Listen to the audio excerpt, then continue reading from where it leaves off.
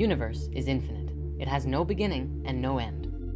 In both science and religion, creation is often discussed from a perspective of having a set or a specific beginning. In science, we call it the Big Bang. This is the theory that says everything in the universe was compressed to the point of a single, infinitesimally small particle. Something we would perceive as unity, and then rapidly exploded and expanded outwards and created everything in the universe. In religion, it is generally called creation, when God, or some all-knowing and all-seeing entity, being the only one imbued with such power, created everything, presumably in 6 days, before taking a well-deserved day off. Let's take a step outside the box for a second and put these two sides of this cosmic coin into a Vesica Pisces. As usual, the two enemies that never got along actually have quite a lot in common. Both say that the universe started with unity and expanded outwards. Both say that light was an important factor in creation as well. If at the beginning of the universe we were one essence and somehow became everything, then both are saying the same thing, that we came from the same source. But wait a second, how can we make sense out of that statement, the universe is infinite, if we are measuring it from a sense of having a beginning? And that leads us into the topic for today, cycles. And this is what we're going to talk about now, right after the intro.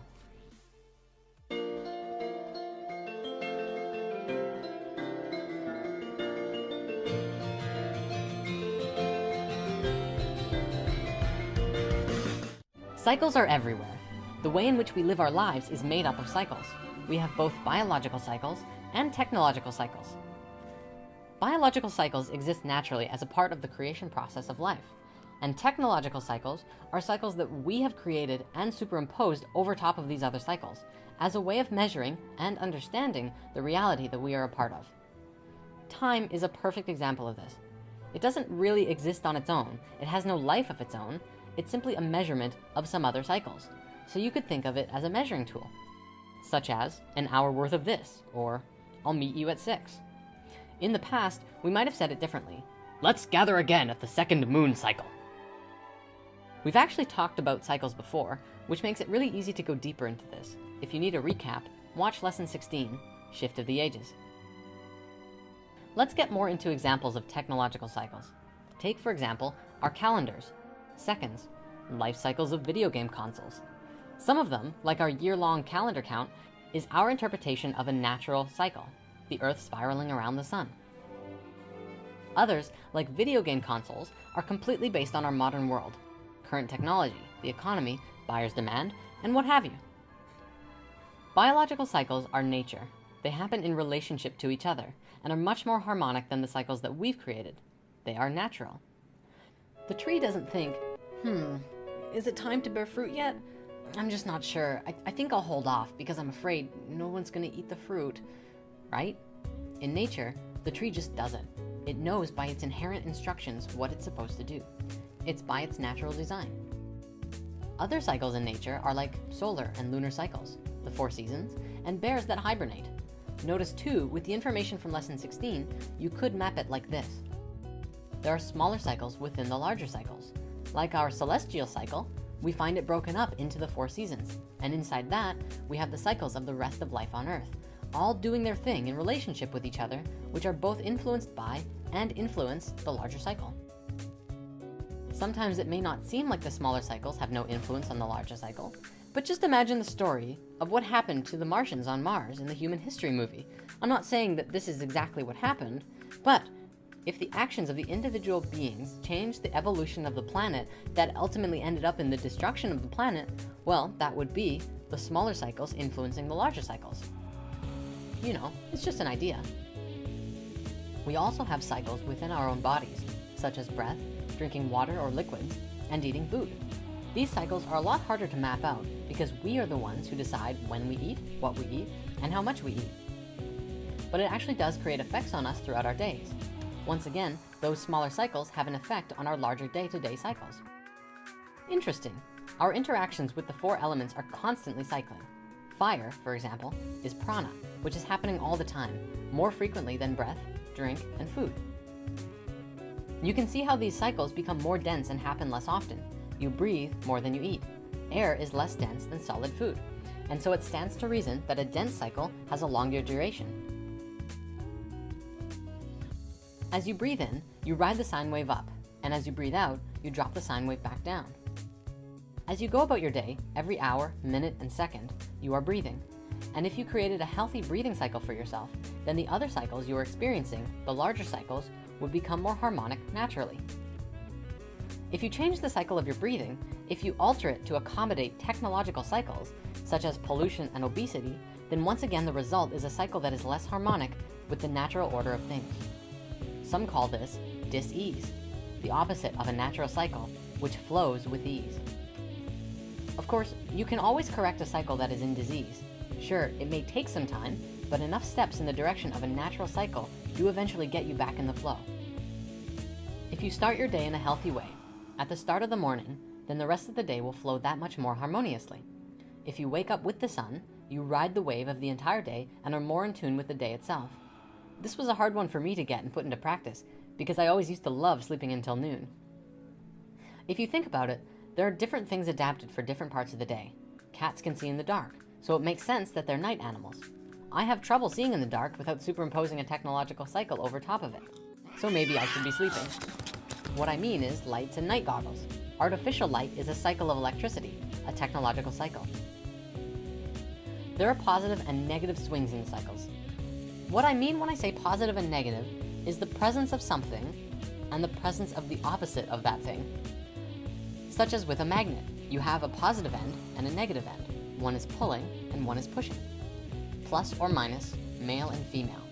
A lot of people think that negative means bad and positive means good, and that's not always the case. We're actually going to touch on that closer to the end of this video. A better way to look at it is male and female. Positive is male and negative is female. And don't get caught up on that positive is good and negative is bad. Women are wonderful. And in fact, in gender, everyone has both male and female energy, not just one or the other. It is the essence of giving and receiving. The best example I can give you is night and day. It's that simple. When we don't allow the cycles to flow in their natural order, we often create things that feel uncomfortable over and over. Sometimes we call it things we don't want. It's actually a sort of short circuit in the cycle, or a loop. The positive looping back on itself, or the negative looping back on itself. It's not supposed to be a loop.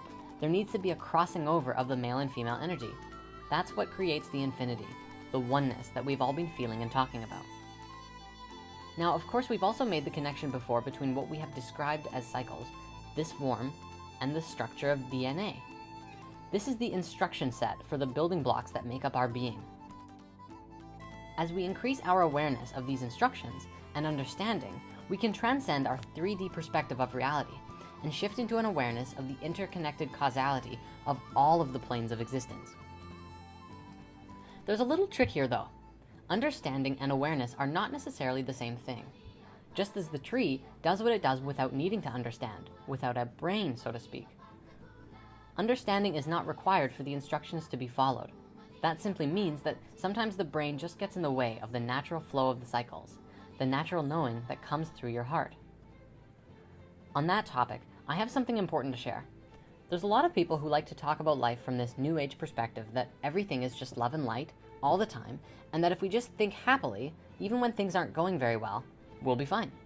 In fact, I realize how I might have even propagated that idea in earlier lessons, and flat out said it. Now, this idea isn't wrong. It is, however, only half of the equation, half of the cycle. And if you recall, without the other half of the cycle, we have a loop. Think of it like a flowing river. If you cut off the flow, such as with a dam, it kills everything on one side by stopping the flow, and everything dies of dehydration. And the other side becomes drowned in a loop which gets bigger and bigger, until eventually it must break. And so, yes, we should strive to create a life for ourselves and each other that is filled with love, joy, and excitement. But when things aren't going very well, recognize if it's a part of the natural flow, or if somewhere along the way you got caught in the loop. If we lie to ourselves and pretend that the loop is the flow, even when it's not, it limits our ability to create a real transmutation of it, and create something new in its place, going with the flow. Do you understand what I'm saying? Let me say it in a different way just to make sure, because this is incredibly important. Sometimes things go well, and sometimes things go poorly. It's not always your fault, but you are always a factor in the cause, and influence in the cycle. If you can account for the cycle, meaning take account of it, be aware of it, You can choose to actively respond or be responsible and have an able response to it. That's what being a creator is all about. I know I just said positive and negative are not good and bad. In this example, I'm going to use good and bad in place of positive and negative. By good and bad, I mean things that feel really good and things we do want, and things that feel really bad and things we don't want. Just go with it. I know it might be a little confusing. Sometimes things feel really good and you're on the top of the wave. In this space, it's easy to ride the wave and feel good and be a creator. When you're on the bottom of the wave, if things are not excellent, sometimes it just feels easier to go to that fourth dimensional space and say, everything is perfect and in divine order. This is true from a 4D perspective. It is perfect and in divine order because it exists and is in this moment. And as it's manifesting in 3D, it is not excellent. It could be excellent, but it takes time, effort, and focused energy to transmute and change it into something that is excellent. What we need to practice is taking that positive flowing energy, and instead of looping itself back on itself, is flow with it through the negative energy in order to create a transmutation into what's next. When we say that things are perfect and in divine order, and ignore the loops or even create them as a justification to dam up the river of good feelings, we actually inhibit the flow that leads to the next. That limits our ability to take action, and ultimately, what we're left with is a poo sandwich. Here's the analogy. Say I'm making you a delicious sandwich, and you've got bread, tomatoes, avocado, chives, maybe some peppers, and a roasted portobello mushroom. That is an excellent sandwich, right? Now, say I just put a big dollop of poo right on the top. Do you still want it? Can anyone honestly say that they would still want this sandwich? It's perfect and in divine order, right? Right, but it's certainly not excellent. And I don't care how delicious the other ingredients are. If there's poo on this sandwich, it's a poo sandwich. It doesn't matter how fresh the rest of the sandwich is, or even how fresh the poo is. It's not something we want to eat. The moral of this story is that if there's poop on your sandwich, if there's something in your life that is perfect but not excellent, don't just sit there and let it be. Find out what it is, why it is the way it is, and then take some actions to turn it into something you actually truly want. In that process, in that alchemy, we can really create some powerful change on this planet. If everyone could come from that space, we would see a new Earth overnight. Because no matter how you slice it, McDonald's, landfills, oil rigs, and this entire way of life we've made for ourselves just doesn't work. And I think I can speak for all of us when I say that it could be something different, something magical, and more in harmony with ourselves and the world around us. Waste-free, flying vehicles, spirit centers, cloud cities, interstellar travel, and the infinity of possibilities that come along with it. It's all in the cycles. Okay, grand finale. To answer that big question from the beginning, how does the infinite universe have a beginning? I have a feeling you might already know. It's a cycle. And no, I don't know exactly what it looks like specifically, but I can share with you some ideas about it. Every cycle comes to an end and then begins a new cycle. Or maybe it's the old one, continuing on again. Some theories about the universe say that once it was a hugely expanded thing, and it contracted to a small point, a space of unity, and then rapidly expanded outwards again. And today, while we can't see the remnants of the previous universe, at least not yet, we can see the beginning of this cycle that we are a part of. It's really interesting. If the universe is infinite, how is it that we're existing in a finite space? And is the goal of life to take what is finite and merge it with the infinite to create a new way of life and a new understanding of ourselves? See you next time.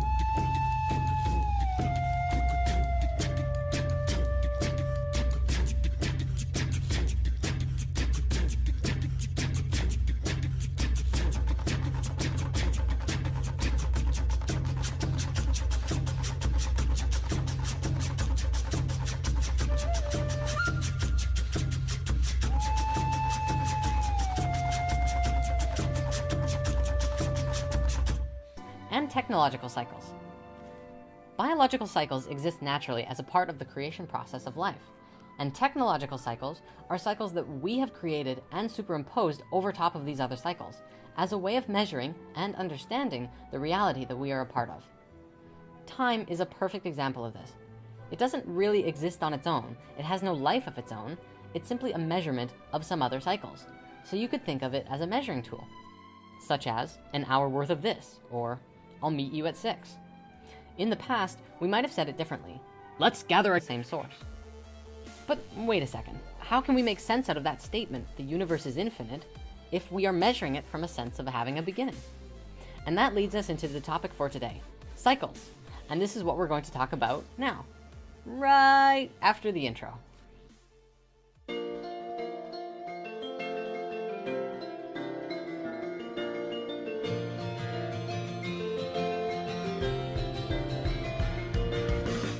Cycles are everywhere. The way in which we live our lives is made up of cycles. We have both biological cycles, being the only one imbued with such power, created everything, presumably in 6 days, before taking a well-deserved day off. Let's take a step outside the box for a second and put these two sides of this cosmic coin into a Vesica Pisces. As usual, the two enemies that never got along actually have quite a lot in common. Both say that the universe started with unity and expanded outwards. Both say that light was an important factor in creation as well. If at the beginning of the universe we were one essence and somehow became everything, then both are saying the same thing, that we came from again at the second moon cycle. We've actually talked about cycles before, which makes it really easy to go deeper into this. If you need a recap, watch lesson 16, Shift of the Ages. Let's get more into examples of technological cycles. Take, for example, our calendars, seconds, life cycles of video game consoles. Some of them, like our year-long calendar count, is our interpretation of a natural cycle, the Earth spiraling around the sun. Others, like video game consoles, are completely based on our modern world, current technology. The universe is infinite. It has no beginning and no end. In both science and religion, creation is often discussed from a perspective of having a set or a specific beginning. In science, we call it the Big Bang. This is the theory that says everything in the universe was compressed to the point of a single, infinitesimally small particle, something we would perceive as unity, and then rapidly exploded and expanded outwards and created everything in the universe. In religion, it is generally called creation, when God, or some all-knowing and all-seeing entity,